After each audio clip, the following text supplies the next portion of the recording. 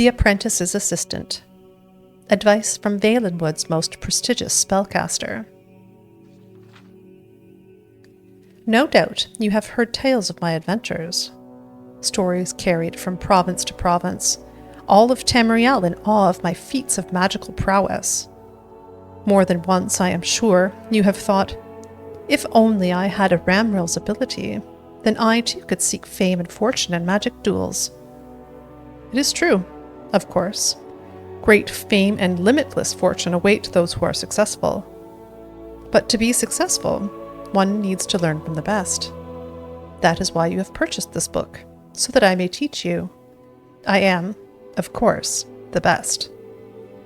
Here, then, is my advice. Follow it, and you too can make a name for yourself throughout Tamriel. 1. To know your opponent is to know his weakness. Infinitely more versatile than a simple blade of steel, a good mage has a wide array of spells at her disposal. More than that, she knows when to best use them.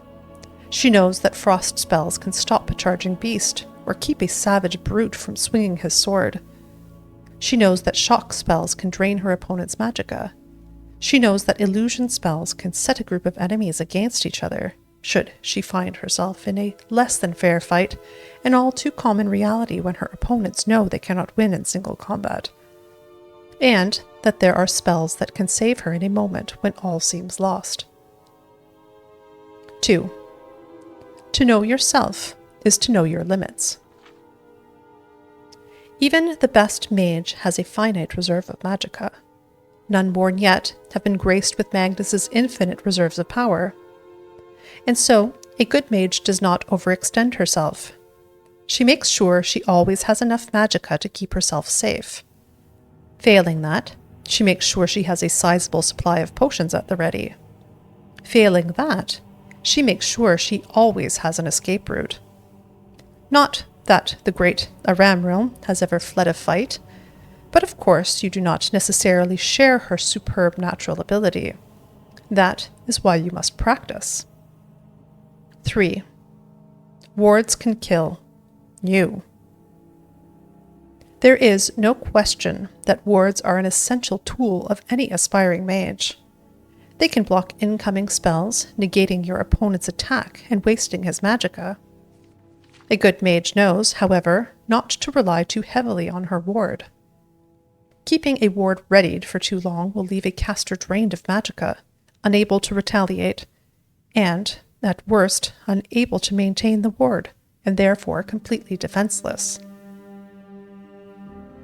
4. 2 hands are not always better than 1. Any advanced spellcaster has learned to cast spells with both hands, dealing more damage. There are certainly times when this is to your advantage, such as when an opponent is already weakened, or when it is likely to draw a bigger reaction from the crowd that has no doubt gathered to watch you. It is not always the best strategy, however. Concentration spells, for example, can often be used on the ground when an opponent is especially nimble. In that instance, using both hands independently can cover more ground at the same time. A mage throwing fireballs with both hands cannot immediately raise a ward to defend herself, or heal while she continues to attack. 5. Always rise to a challenge, especially when you know you can win. Remember that your first priority is, of course, to stay alive. Following closely behind, though, is your need to please the crowd. You are, after all, depending on their generosity to fund your adventures. Here, then, more than magic comes into play. If you can gain a sense of your opponent's ability before the duel begins, you can enter into the event with confidence. Knowing that you outclass your opponent is of great importance, as it means you can confidently give the crowd a better show. Likewise, knowing ahead of time that you could very well lose a duel, you are afforded an opportunity to suddenly find yourself engaged elsewhere and be unable to attend the event. By no means do I suggest that I have ever done such a thing. I simply find that my great fame occasionally means I am unable to respond to every single request for a duel. Keep these few things in mind.